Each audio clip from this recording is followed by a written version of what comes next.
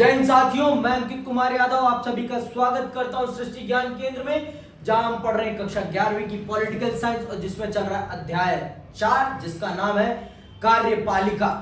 जिसमें अभी तक हमने ये समझा कि कार्यपालिका क्या है और इस विश्व में कितने प्रकार की कार्यपालिकाएं हैं। हमने प्रमुख तौर पर यह जाना कि कार्यपालिका दो प्रकार की है, एक है राजनीतिक कार्यपालिका और एक है अस्थायी कार्यपालिका। इस अध्याय में हम जिस कार्यपालिका को विस्तार पूर्वक चल रहे हैं समझने, वो है राजनीतिक कार्यपालिका, जो कि देश को चलाने का काम करती है। तो दुनिया में कितने प्रकार की कार्यपालिकाएं हैं? 3 प्रकार की। पहली है अध्यक्षात्मक, दूसरी है आपकी संसदीय प्रणाली और तीसरी है आपकी अर्ध अध्यक्षात्मक, है ना। ये 3 प्रकार की आपकी कार्यपालिकाएं हैं। भारत में कौन सी है? भारत में संसदीय प्रणाली पर आधारित कार्यपालिका। तो भारत में हम जानते हैं भारत एक लोकतांत्रिक राष्ट्र है और एक लोकतांत्रिक राष्ट्र के नाते चुनाव बहुत महत्वपूर्ण है और हमने विस्तार पूर्वक चुनाव को समझ लिया है ना। ये बखूबी हम समझ चुके हैं। तो आज हम चल रहे हैं ये समझने कि भारत में संसदीय कार्यपालिका क्या है, क्या स्वरूप है इसका, कैसे ये काम करती है, और फिर उसके बाद आगे के विषयों को भी बहुत विस्तार पूर्वक समझेंगे। तो चलिए समझते हैं और जानते हैं भारत में संसदीय कार्यपालिका के बारे में। जब भारत का संविधान लिखा जा रहा था तब तक भारत को 1919 फिर से सुनो, जब भारत का संविधान लिखा जा रहा था तब तक भारत को 1919 और 1935 के अधिनियमों के अंतर्गत संसदीय व्यवस्था के संचालन का कुछ अनुभव हो चुका था। तो ये जान लो आप, भारत ने 1919 और 1935 के अंतर्गत 2 बार संसदीय प्रणाली पर आधारित सरकार को चलाया था। तो आप ये कह सकते हैं कि भारत को संसदीय प्रणाली पर आधारित सरकार चलाने का अनुभव हो चुका था, है ना। हम इस पद्धति से वाकिफ हो चुके थे कि किस प्रकार से शासन चलाया जाता है संसदीय प्रणाली में, हम इससे वाकिफ हो चुके थे और हमारे देश में इस व्यवस्था के लिए चीजें भी तैयार हो गई थी। जैसे पार्लियामेंट हाउस ये तैयार हो गया था और भी बहुत सारी चीजें तैयार हो गई थी संसदीय प्रणाली के आधार पर। तो हमारे लिए आजादी के बाद सबसे बेहतरीन और जो हमारे देश की विविधता को ध्यान में रखते हुए जो व्यवस्था सबसे अच्छी थी वो यही थी, क्योंकि यहां पर जनता के सामने दोनों विकल्प मौजूद हैं। जनता की इच्छा है उम्मीदवार को चुनने की तो वो उम्मीदवार को भी चुन सकती है, और अगर जनता की इच्छा है किसको, पार्टी को चुनने की, तो पार्टी को भी वो चुन सकती है। यहां पर जनता की इच्छा पर है। आपको पता है कि आपके एरिया का कौन उम्मीदवार होने वाला है, अगर इस दल का जीतेगा तो ये होगा, इस दल का जीतेगा तो ये होगा, आपको स्पष्ट है ना।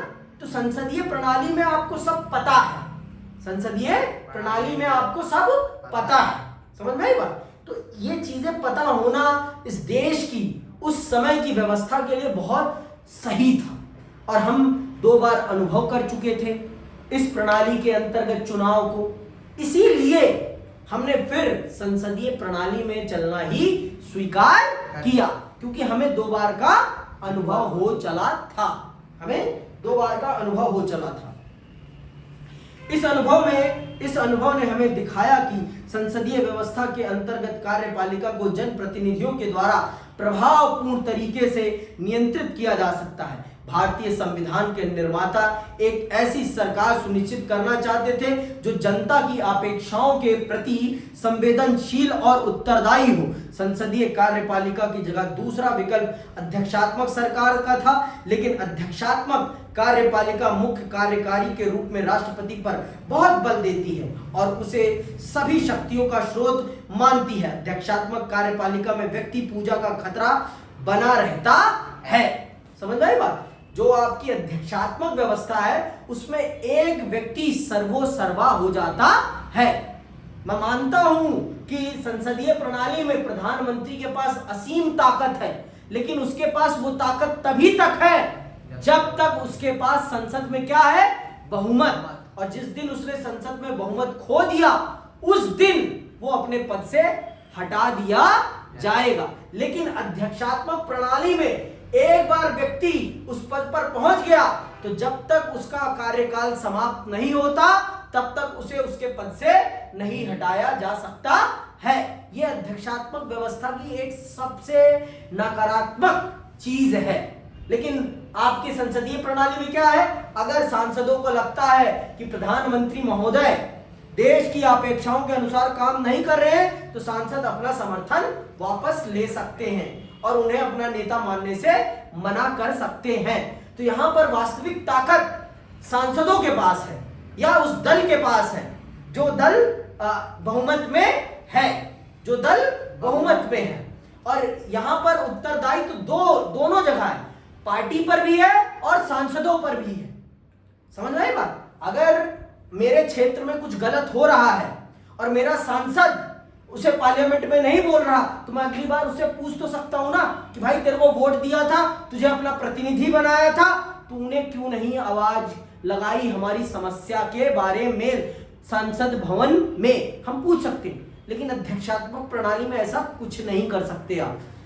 वहां पर सर्वोसर्वा कौन है? राष्ट्रपति। राष्ट्रपति के अलावा कोई ताकतवर नहीं है। राष्ट्रपति की ताकत के बराबर कोई ताकतवर नहीं होता। सब कुछ राष्ट्रपति के अधीन होता है और राष्ट्रपति भगवान हो जाता है उस देश के लिए। समझ में आई बात? उस देश के लिए भगवान हो जाता है। और हमारे देश के लिए उस समय यह पद्धति कदापि उचित नहीं थी। उस समय यह पद्धति कदापि उचित नहीं थी। समझ में आई बात? और अगर इस पद्धति का हम अनुसरण करते तो हमारे देश में लोकतंत्र लंबे समय तक नहीं रह पाता। लोकतंत्र नहीं रह पाता क्योंकि एक व्यक्ति के पास ताकत चली जाती और फिर वो व्यक्ति जो चाहता अपनी मर्जी से वो करता, क्योंकि उसकी किसी के प्रति जवाबदेही नहीं होती। जवाबदेही तो तब होगी ना जब आपको अपनी कुर्सी जाने का डर होगा। आपको कोई डर ही नहीं रहेगा। आपको 5 साल तक कोई डर ही नहीं रहेगा कि मेरी कुर्सी छिन भी सकती है 5 साल के बीच में। लेकिन संसदीय प्रणाली में क्या है कि आपकी कुर्सी तभी छिन जाएगी जब सांसदों ने आपका साथ छोड़ दिया। जैसे ही सांसदों ने कहा कि हम आपको अपना नेता नहीं मानते, उसी दिन आप अपनी कुर्सी से हटा दिए जाएंगे। तो ये संसदीय प्रणाली की एक सबसे बड़ी खूबी है कि वो प्रधानमंत्री को भी अंकुश में रखती है। वो असीम ताकत वाला पद भी अंकुश में रहता है। तो इस प्रकार से विधायिका, भारत में इस प्रकार से विधायिका राजनीतिक कार्यपालिका पर पूरा नियंत्रण बनाकर रखती है। तो ये संसदीय प्रणाली की सबसे बड़ी खूबी है। समझ में आई बात? कि यहां पर कोई ताकत का नाजायज फायदा नहीं उठा सकता है। समझ में आई बात? आगे सुनो। अध्यक्षात्मक कार्यपालिका में व्यक्ति पूजा का खतरा बना रहता है। संविधान निर्माता एक ऐसी सरकार चाहते थे जिसमें एक शक्तिशाली कार्यपालिका तो हो, लेकिन साथ साथ उसमें व्यक्ति पूजा पर पर्याप्त अंकुश लगे हों। संसदीय व्यवस्था में ऐसी अनेक प्रक्रियाएं हैं जो यह सुनिश्चित करती हैं कि कार्यपालिका विधायिका या जनता के प्रतिनिधियों के प्रति उत्तरदायी होगी और उनसे नियंत्रित भी। इसीलिए संविधान में राष्ट्रीय और प्रांतीय दोनों ही स्तरों पर संसदीय कार्यपालिका की व्यवस्था को स्वीकार किया गया है। तो इसीलिए हमारे देश में हमारे देश में जो दोनों ही सरकारें हैं, चाहे वो राष्ट्रीय स्तर की सरकार हो चाहे वो राज्य स्तर की सरकारें हो, दोनों ही स्तरों पर हमने संसदीय कार्य प्रणाली वाली ही सरकार को चुना है। संसदीय प्रणाली वाली ही विधायिकाओं को चुना है। समझ में आई बात? दोनों में ही हम इसी प्रकार से जिसका विधानसभा में बहुमत होगा वो मुख्यमंत्री बनेगा और जिसका संसद में बहुमत होगा वो प्रधानमंत्री बनेगा। आप अकेले ताकतवर नहीं है, आप एक समूह में ताकतवर हैं। समझ में आई बात? आपके पास अगर एक समूह की ताकत है तभी आप ताकतवर हैं, और अगर आपके पास उस समूह की ताकत नहीं है तो आप ताकतवर नहीं हैं। समझ में आई बात? आप ताकतवर नहीं हैं। ये बात संसदीय प्रणाली की सबसे बड़ी खूबियों में से एक है कि यहां पर ताकत किसी एक व्यक्ति के अधीन नहीं है, यहां पर ताकत एक समूह के पास है। किसके पास है? समूह के पास है। यह सबसे बड़ी खूबी है किसकी? संसदीय प्रणाली की। समझ में आई बात? कि एक व्यक्ति ताकतवर नहीं है, एक समूह ताकतवर है, और अगर वो समूह कुछ गलत करता है तो पूरा समूह उसके लिए उत्तरदायी होता है। अगर एट ए टाइम माननीय प्रधानमंत्री जी से कुछ भी गलत होता है तो उसके लिए पूरे की पूरी एनडीए जिम्मेदार होगी। समझ में आई बात? जो उनका गठबंधन है, समझ में आई बात? एनडीए, नेशनल डेमोक्रेटिक अलायंस, राष्ट्रीय जनतांत्रिक गठबंधन, समझ में आई बात? वो पूरा का पूरा जिम्मेदार होगा और उसका हर एक सांसद जिम्मेदार होगा। समझ में आई बात? अगर माननीय प्रधानमंत्री के द्वारा कुछ भी गलत होता है तो उस सरकार में जितने भी सांसद हैं सबके सब जिम्मेदार होंगे। तो इसलिए यहां पर कलेक्टिव रिस्पॉन्सिबिलिटी है। यहां पर क्या है? कलेक्टिव रिस्पॉन्सिबिलिटी है। समझ में आई बात? तो इससे क्या होता है? इससे उन सांसदों पर भी ये दबाव रहता है कि वो प्रधानमंत्री के गलत कामों में उनका साथ ना दे, क्योंकि उन्हें भी तो अपनी जनता में जाना है ना। जिस क्षेत्र से वो जीत कर आए हैं वहां जाना है कि नहीं जाना, दोबारा फिर से जीतना है कि नहीं जीतना। तो जनता पूछेगी नहीं कि जब हमारे खिलाफ माननीय प्रधानमंत्री जी ने ये कानून बनाया तो तुमने क्या उसका विरोध किया था नेताजी, बताओ जरा। पूछेगी कि नहीं पूछेगी? समझ में आई बात? तो यहां पर हर सांसद जिम्मेदार है। हर व्यक्ति के पास अपनी इंडिविजुअल पावर है। किसमें? संसदीय प्रणाली में। समझ में आई बात? आगे सुनो।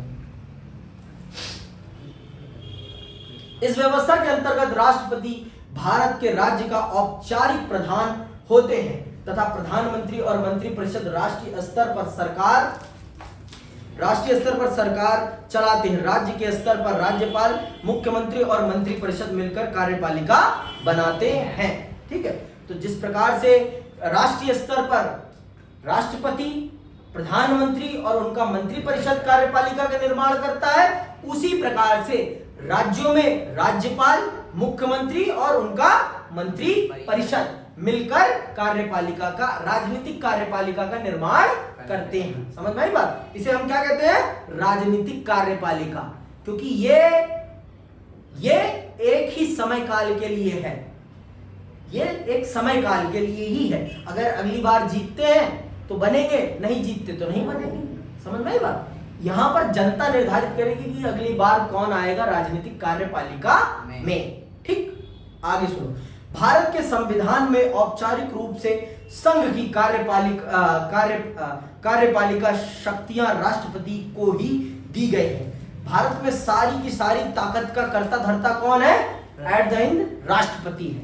राष्ट्रपति के बिना आज्ञा के भारत में एक पत्ता भी नहीं हिल सकता। भारत सरकार कुछ भी नहीं कर सकती बिना राष्ट्रपति की आज्ञा के। समझ में आई बात? पर राष्ट्रपति के पास सिर्फ सिग्नेचरी पावर है, इसके अलावा कुछ नहीं है। भारत में जो भी काम होता है वो राष्ट्रपति के नाम पर होता है। भारत के औपचारिक प्रधान कौन है? राष्ट्रपति। लेकिन सारी की सारी सरकारी ताकत किसके पास है? प्रधानमंत्री के पास। समझ में आई बात? सुनो देखो। पर वास्तव में प्रधानमंत्री के नेतृत्व में बनी मंत्रिपरिषद के माध्यम से राष्ट्रपति इन शक्तियों का प्रयोग करता है। राष्ट्रपति 5 वर्ष के लिए चुना जाता है। राष्ट्रपति पद के लिए सीधे जनता के द्वारा निर्वाचन नहीं होता। राष्ट्रपति का निर्वाचन अप्रत्यक्ष तरीके से होता है। इसका अर्थ यह है कि राष्ट्रपति का निर्वाचन आम नागरिक नहीं बल्कि निर्वाचित विधायक और सांसद करते हैं। यह निर्वाचन समानुपातिक प्रतिनिधित्व प्रणाली और एकल संक्रमणीय मत के सिद्धांत के अनुसार होता है। केवल सांसद ही राष्ट्रपति को महाभियोग की प्रक्रिया के द्वारा उसके पद से हटा सकती है। संसद ही राष्ट्रपति को महाभियोग की प्रक्रिया के द्वारा उसके पद से हटा सकती है। समझ में आई बात? संसद के अलावा कोई भी राष्ट्रपति को उसके पद से समय से पूर्व नहीं हटा सकता, और राष्ट्रपति को अगर समय से पूर्व हटाना है उनके पद से तो संसद ही उनके खिलाफ महाभियोग लाएगी और उन्हें उनके पद से हटाएगी, नहीं तो उनको उनके पद से नहीं हटाया जा सकता है बिना समय पूरा हुए। समझ में आई बात? और समय काल कितना है? 5 साल। समझ में आई बात? पिछले अध्याय में हमने पढ़ा कि इस प्रक्रिया के लिए संसद में विशेष बहुमत की जरूरत पड़ती है। महाभियोग केवल संविधान के उल्लंघन के आधार पर लाया जा सकता है, कि राष्ट्रपति महोदय ने संवैधानिक अनुच्छेदों के खिलाफ जाकर कुछ करा है तभी उनके खिलाफ महाभियोग लाया जा सकता है, बेवजह नहीं लाया जा सकता। समझ में आई बात? तो राष्ट्रपति की ताकत, महामहिम की ताकत से संबंधित अनुच्छेद कौन सा है? अनुच्छेद 74। अनुच्छेद 74 राष्ट्रपति की ताकत के बारे में बताता है। क्या है अनुच्छेद 74? सुनो, राष्ट्रपति को सहायता और सलाह देने के लिए एक मंत्री परिषद होगी जिसका प्रधान प्रधानमंत्री होगा। राष्ट्रपति अपने कृत्यों का प्रयोग करने में ऐसी सलाह के अनुसार कार्य करेगा, परंतु राष्ट्रपति मंत्रिपरिषद से ऐसी सलाह पर पुनर्विचार करने को कह सकता है और राष्ट्रपति ऐसे पुनर्विचार के पश्चात दी गई सलाह के अनुसार ही कार्य करेगा। तो राष्ट्रपति, कहने के लिए राष्ट्रपति राष्ट्र का प्रधान है, परंतु वो सारा का सारा काम प्रधानमंत्री और उनके नेतृत्व में बनी मंत्रिपरिषद की सलाह पर ही कुछ कर सकता है। एक बार राष्ट्रपति साहब उन्हें अपने द्वारा दी गई सलाह पर पुनर्विचार के लिए कह सकते हैं, परंतु अगर वही सलाह राष्ट्रपति साहब को फिर मंत्रिपरिषद ने भेज दी तो फिर राष्ट्रपति साहब को उस सलाह को मानना ही पड़ेगा। ये बात आप बहुत अच्छे से जान लो। तो कौन सा अनुच्छेद है राष्ट्रपति की ताकत के संबंध में? 74। भारतीय संविधान का अनुच्छेद 74 भारत के राष्ट्रपति की ताकत के बारे में बताता है कि भारत के राष्ट्रपति के पास क्या ताकत है। कुछ नहीं है। समझ में आई बात? जो भी ताकत है प्रधानमंत्री और उनके मंत्रिपरिषद के पास है। समझ में आई बात? तो आइए जान लेते हैं हमारे देश के महामहिम की शक्ति और स्थिति। आप पहले ही पढ़ चुके हैं कि राष्ट्रपति सरकार का औपचारिक प्रधान है। उसे औपचारिक रूप से बहुत सी कार्यकारी, विधायी, कानूनी और आपात शक्तियां प्राप्त हैं। संसदीय व्यवस्था में राष्ट्रपति वास्तव में इन शक्तियों का प्रयोग मंत्रिपरिषद की सलाह पर ही करता है। प्रधानमंत्री और मंत्रिपरिषद को लोकसभा में बहुमत प्राप्त होता है और वे ही वास्तविक कार्यकारी हैं। अधिकतर मामलों में राष्ट्रपति को मंत्रिपरिषद की सलाह माननी पड़ती है। समझ में आई बात? औपचारिक तौर पर ये सरकार के प्रधान होते हैं। कहने के लिए देश के भी ये प्रधान है, देश के भी ये महामहिम है, मतलब राष्ट्र अध्यक्ष है। ठीक है, नेतृत्व करते हैं, लेकिन वास्तविक तौर पर सरकार का नेतृत्व कौन करता है? प्रधानमंत्री। सही तौर पर देश का असली कर्ता धर्ता प्रधानमंत्री ही होता है, लेकिन हर काम बिना इनकी सिग्नेचर के नहीं होता। सब काम इन्हीं के नाम पर होता है। भारत में जो भी काम होगा, कुछ भी होगा, भारत सरकार कोई भी काम करेगी तो उस पर सिग्नेचर किसके होंगे? राष्ट्रपति के। बिना राष्ट्रपति की आज्ञा के कुछ भी नहीं हो सकता है भारत में। समझ में आई बात? लेकिन राष्ट्रपति किसकी आज्ञा मानते हैं? प्रधानमंत्री और उनके मंत्री परिषद की। ठीक है, राष्ट्रपति के विशेषाधिकार क्या है? हमारे महामहिम के पास विशेषाधिकार जान लेते हैं। कुछ अधिकार है महामहिम के पास जो महामहिम की भूमिका, महामहिम की महामहिमियत को बनाए रखते हैं। क्या महामहिम है? समझ में आई बात? महामहिम है, ये बताने के लिए बहुत उनके पास कुछ विशेषाधिकार है जो उन्हें बहुत विशेष बना देते हैं। ठीक है, जान लेते हैं कौन से इनके पास विशेषाधिकार है माननीय महामहिम के पास। इन बातों की चर्चा के बाद क्या हम यह निष्कर्ष निकाल सकते हैं कि किसी भी परिस्थिति में राष्ट्रपति को कोई विशेषाधिकार प्राप्त नहीं है? यह एक गलत मूल्यांकन होगा। संवैधानिक रूप से राष्ट्रपति को सभी महत्वपूर्ण मुद्दों और मंत्रिपरिषद की कार्यवाही के बारे में सूचना प्राप्त करने का अधिकार है। मैंने पहले ही बता दिया आपको कि बिना राष्ट्रपति महोदय के रेख देख के भारत में एक पत्ता भी नहीं हिलता। भारत सरकार कुछ भी काम करेगी उसके बारे में महामहिम को बताना अनिवार्य है। बिना महामहिम की अनुमति के भारत में एक पत्ता भी नहीं हिला सकती भारत सरकार। ये बात आप बखूबी जान लीजिए। लेकिन महामहिम तभी कुछ करेंगे जब प्रधानमंत्री और उनकी मंत्रिपरिषद उन्हें सलाह देगी। बिना उनकी सलाह के वो कुछ भी नहीं कर सकते हैं। ये भी सच है, ये भी सच है। समझ में आई बात? आगे सुनो। फिर भी इनके पास कुछ विशेषाधिकार है। तो भारत में हो रहा हर मुद्दा भारत के राष्ट्रपति को पता होता ही होता है। ठीक है। संवैधानिक रूप से राष्ट्रपति को सभी महत्वपूर्ण मुद्दों और मंत्रिपरिषद की कार्यवाही के बारे में सूचना प्राप्त करने का अधिकार है। प्रधानमंत्री का यह कर्तव्य है कि वह राष्ट्रपति द्वारा मांगी गई सभी सूचनाएं उसे दे। राष्ट्रपति प्रायः प्रधानमंत्री को पत्र लिखता है और देश की समस्याओं पर अपने विचार व्यक्त करता है। ये प्रधानमंत्री का दायित्व है, ये कर्तव्य है कि वो देश की हर समस्या, हर चीज के बारे में महामहिम को अवगत कराएं। समझ में आई बात? और महामहिम प्रधानमंत्री साहब को पत्र लिखकर देश की समस्याओं के संबंध में अपने विचार व्यक्त कर सकते हैं। अभी देश की राष्ट्रपति कौन है? द्रौपदी मुर्मू जी। समझ में आई बात? महामहिम कौन है अभी? द्रौपदी मुर्मू जी। समझ में आई बात? ये पता होने चाहिए। कबूतर जैसा मुंह खोल दिया, पता ही नहीं है। थोड़ा पता रखा करो, ठीक है? भारत में रह रहे हो, टिकटॉकर्स के नाम तो पता होंगे, है ना? फैजू पता होगा, फैजू पता है कि नहीं पता? मार वो थप्पड़, झूठ बोला तो मेरे से। अंजलि अरोरा तो पता होगा ना, कि वो भी नहीं पता? अच्छा, कच्चा बादाम नहीं देखा था क्या? ठीक है।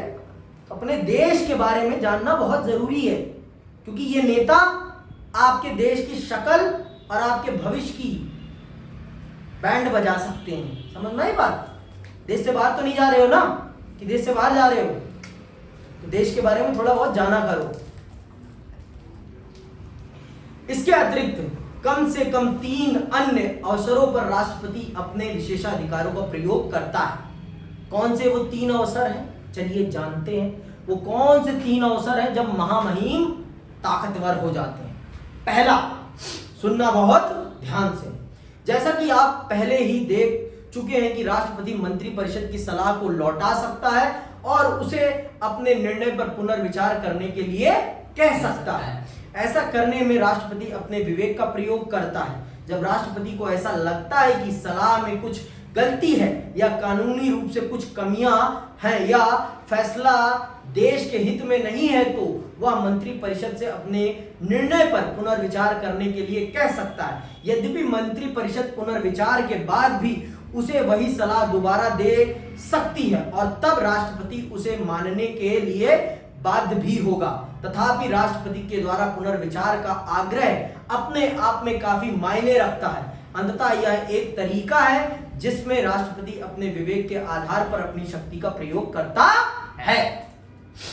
पहला क्या है? आपको पहले ही बता दिया है मैंने कि राष्ट्रपति महोदय के पास ये अधिकार है कि मंत्रिपरिषद के द्वारा दी गई सलाह को वो पुनर्विचार के लिए भेज सकते हैं।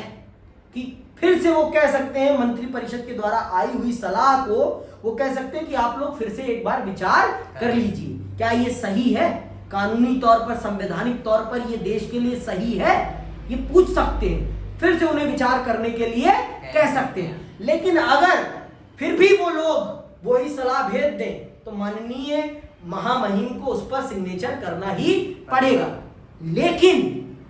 लेकिन बहुत विशेष है यहाँ पर, लेकिन महामहिम का मंत्रिपरिषद को पुनः विचार करने के लिए कहना ही बहुत बड़ी बात है। विपक्ष बैंड बजा देगा। देश में विपक्ष है कि नहीं है? अगर महामहिम कहते हैं कि पुनर्विचार करें मंत्रिपरिषद जो उन्होंने सलाह भेजी है, तो आप समझते हैं क्या हो जाएगा? हंगामा हो जाएगा देश में कि ये देश के खिलाफ है सरकार। ये जो सरकार बैठी हुई है बहुमत में, ये देश के खिलाफ है। महामहिम ने इनके द्वारा दी गई सलाह को पुनर्विचार के लिए भेज दिया है। देश का मीडिया और देश का विपक्ष सरकार की बैंड बजा देगा। समझ में आई बात? तो ये ताकत अपने आप में महामहिम की बहुत बड़ी है, प्रतीकात्मक रूप से बहुत बड़ी है। महामहिम का ये कहना मंत्रिपरिषद को कि आपके द्वारा दी गई सलाह में कुछ कमी है और इस पर आप पुनर्विचार करें, ये कह देना ही बहुत बड़ी बात है एक लोकतांत्रिक राष्ट्र में, क्योंकि विपक्ष बैठा है सरकार की बैंड बजाने के लिए, उसे मौका मिल जाएगा। समझ में आई बात? देश का मीडिया भी बैठा है सरकार की बैंड बजाने के लिए। आज दुर्भाग्य है कि हमारा मीडिया हमारी सरकार से सवाल नहीं करता, ये बड़े दुर्भाग्य की बात है। और इस देश की जनता को भी ये पसंद आता है कि हमारी मीडिया सरकार की मुंह मिट्ठू बन के बोलती है और जनता को पसंद आती है। ये बड़े दुर्भाग्य की बात है। इस देश की जनता को ही इस देश की मीडिया को सुधारना पड़ेगा, क्योंकि आपके कर से ही वो लोग भी अपनी सैलरी पा रहे हैं। आप हैं इस देश के मालिक वास्तविक तौर पर, कोई और नहीं है। ये जो सरकार बैठी है वहां पर, वो भी आपके द्वारा चुकाए गए कर से ही अपनी जेब भर रही है। इस बात को आप समझिए, ये राजनीति यही सिखा रही है। तो महामहिम का जो पहला विशेषाधिकार है वो ये है कि वो मंत्रिपरिषद के द्वारा दी गई सलाह को पुनर्विचार के लिए भेज सकते हैं। और उनके द्वारा ये कहना मंत्रिपरिषद को कि पुनर्विचार करिए आप अपनी सलाह पर, ये बहुत बड़ी बात हो जाती है। विपक्ष भी बैंड बजा देगा और मीडिया भी बैंड बजा देगा। किसकी? सरकार की। समझ में आई बात? तो सरकार बहुत ही सोच समझकर माननीय महामहिम के पास कोई विधेयक भेजता है, बहुत ही सोच समझ के बाद। और वो विधेयक भी चर्चा करके आता है पार्लियामेंट में 2-2 बार। पहले लोकसभा में चर्चा होती है, फिर राज्यसभा में चर्चा होती है, फिर जाकर वो महामहिम के पास आता है। अब आते हैं महामहिम की दूसरी विशेष ताकत के पास।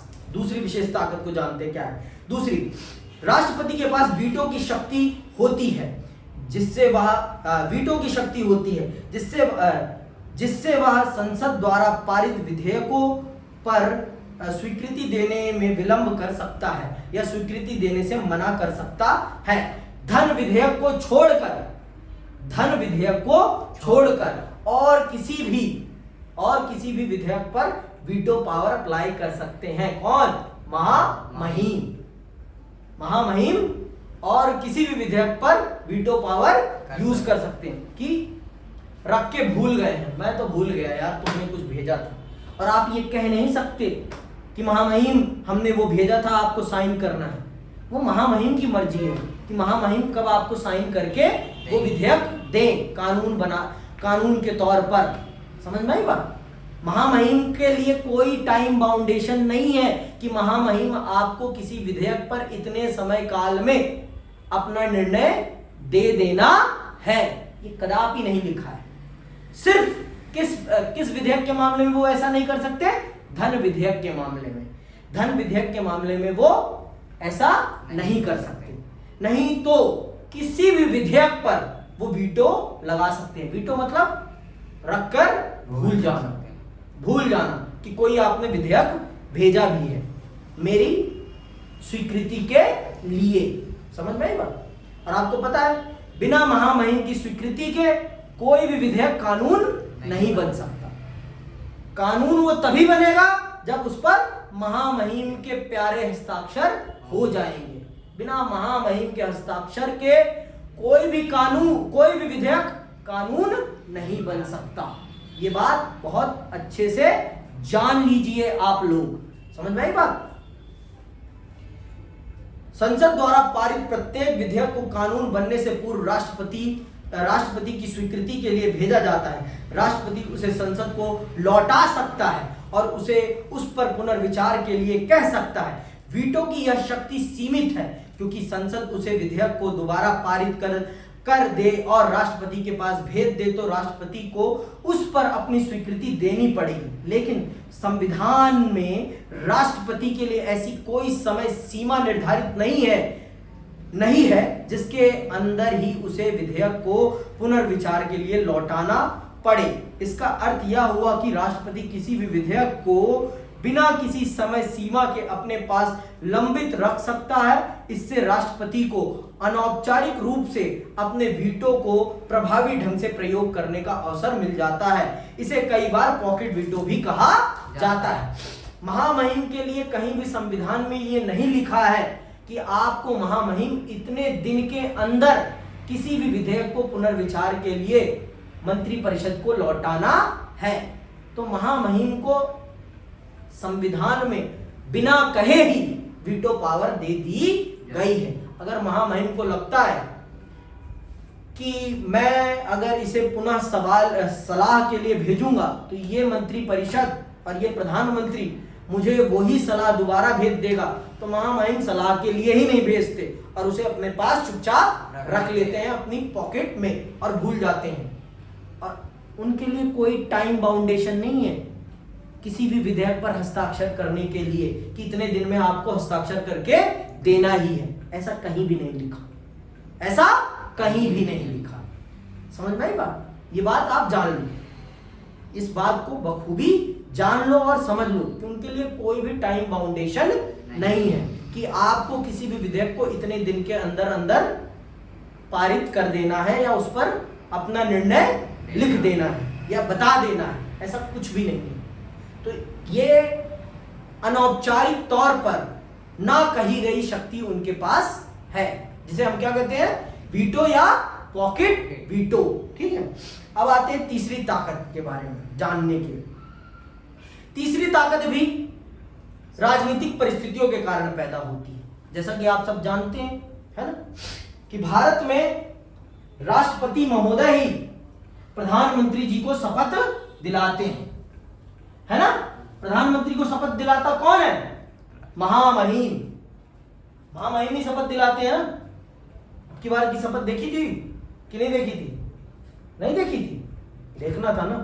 द्रौपदी मुर्मू जी शपथ दिलाती हैं माननीय प्रधानमंत्री जी को, देश के प्रधानमंत्री के तौर पर। समझ में आई बात?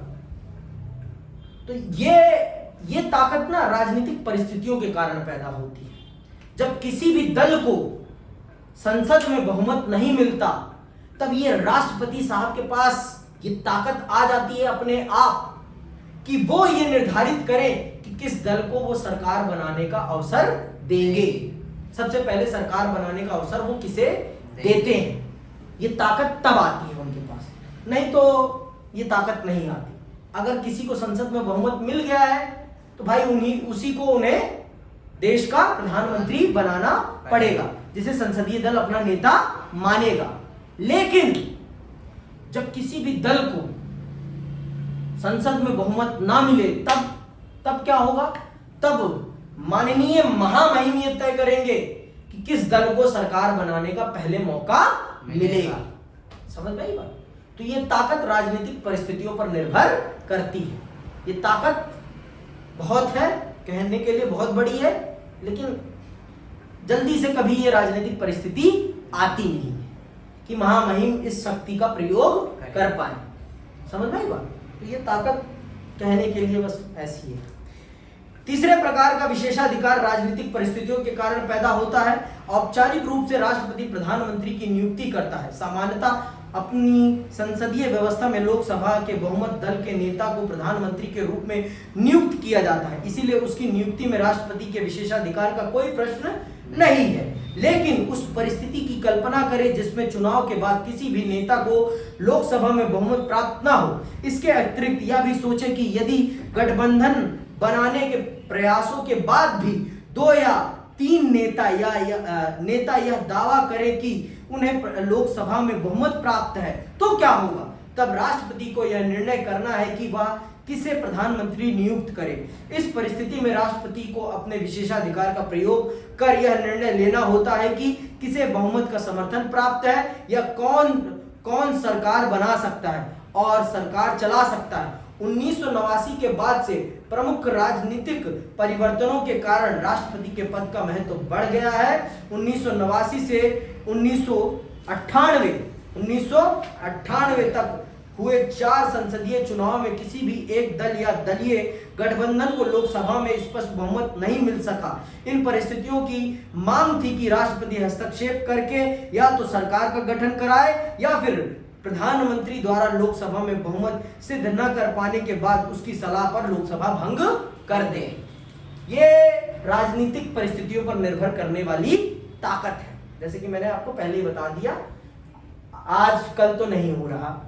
ये समय काल तभी आया था जब 1989 से लेकर 1998 यही टाइम काल था जब किसी भी दल को बहुमत, किसी भी दल या दल के गठबंधन को बहुमत नहीं मिल रहा था भारतीय राजनीति में। तब राष्ट्रपति महोदय ये तय करते थे कि देश का प्रधानमंत्री कौन बनेगा। तब तय करने में बड़ी भूमिका निभा रहे थे। लेकिन इसके बाद से फिर एक अवसर उन्हें कभी नहीं मिला कि वो भारत के प्रधानमंत्री के चयन में बड़ी भूमिका निभा पाए, क्योंकि 2014 में भी माननीय प्रधानमंत्री को बहुमत मिल गया था, मतलब भाजपा के पास अपार बहुमत था। 2019 में भी भाजपा के पास अपार बहुमत था और 2024 में एनडीए के पास भी बहुमत था। तो इसलिए प्रधानमंत्री के चुनाव में माननीय महामहिम का कोई योगदान नहीं रहा। समझ में आई बात? जैसे कि मैंने पहले ही बता दिया आपको कि ये राजनीतिक परिस्थितियों के कारण उत्पन्न होने वाली शक्ति है और हमेशा नहीं आती है। अंततः यह कहा जा सकता है कि राष्ट्रपति का विशेषाधिकार राजनीतिक परिस्थितियों पर आधारित होता है। जब सरकार अस्थायी न हो और गठबंधन सरकार सत्ता में हो, तब राष्ट्रपति के हस्तक्षेप की संभावनाएं बढ़ जाती है। राष्ट्रपति मुख्यतः एक औपचारिक शक्ति वाला पद है और वह राष्ट्र का अलंकारिक प्रधान है। ऐसे में आप पूछ सकते हैं कि तब हमें राष्ट्रपति की क्या आवश्यकता है। संसदीय व्यवस्था में मंत्रिपरिषद विधायिका में बहुमत के समर्थन पर निर्भर होती है। इसका अर्थ यह है कि मंत्रिपरिषद को कभी भी हटाया जा सकता है। मैंने पहले ही बता दिया आपको कि प्रधानमंत्री तभी तक अपने पद पर हैं और उनका मंत्रिपरिषद अपने पद पर है जब तक उन्हें विधायिका में बहुमत प्राप्त है, और जिस दिन उनका विधायिका में बहुमत खिसका उसी दिन उनके नीचे से उनकी कुर्सी भी खिसक जाएगी। समझ में आई बात? तो इस अवस्था में देश में कोई तो ऐसा व्यक्ति होना चाहिए ना जो देश की राजनीति को नियंत्रित कर सके। तो इसीलिए हमारे देश में राष्ट्रपति के पद को रखा गया है। बिना ताकत के भी उसे रखा गया है कि हाँ, आप भारतीय संसदीय व्यवस्था में सदैव सर्वोच्च रहेंगे। जब कभी भी ऐसी अप्रिय परिस्थिति बन जाए, देश में किसी भी प्रकार की सरकार ना रहे, फिर भी आप देश को चलाने में, देश का नेतृत्व करने में देश की मदद करते रहे। समझ में आई बात?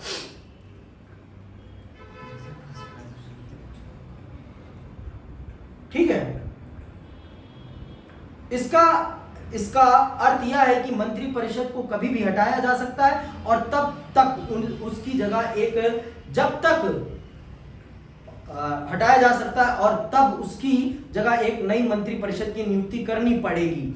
ऐसी परिस्थिति में एक ऐसे राष्ट्र प्रमुख की जरूरत पड़ती है जिसका कार्यकाल अस्थायी हो, जिसके पास प्रधानमंत्री को नियुक्त करने की शक्ति हो और जो सांकेतिक रूप से पूरे देश का प्रतिनिधित्व कर सके। सामान्य परिस्थितियों में राष्ट्रपति यही भूमिका है, लेकिन जब किसी दल को स्पष्ट बहुमत नहीं मिलता, तब राष्ट्रपति का निर्णय लेने और देश की सरकार को चलाने के लिए प्रधानमंत्री को नियुक्त करने की अतिरिक्त जिम्मेदारी होती है।